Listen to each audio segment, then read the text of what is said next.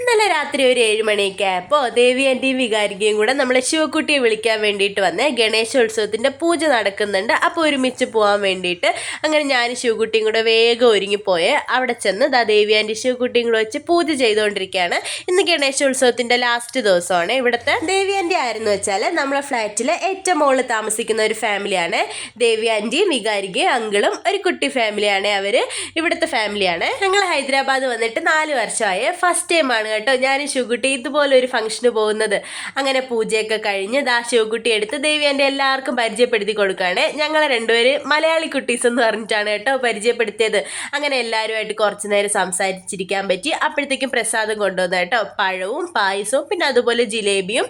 അങ്ങനെ അതൊക്കെ കഴിച്ച് അത് കഴിഞ്ഞപ്പോഴത്തേക്കും നമ്മുടെ ഉറിയടി തുടങ്ങിയ കുറച്ച് നേരം ഉറിയടിയൊക്കെ കണ്ടു നിന്നതിന് ശേഷം ഞാൻ ശിവകുട്ടിയും കൂടെ വീട്ടിലോട്ട് പോവാണ്. ദേവിയാൻ്റെയും വികാരിക്കും കുറച്ച് ലേറ്റ് ആവും എന്ന് പറഞ്ഞ് അങ്ങനെ നേരെ വീട്ടിലോട്ട്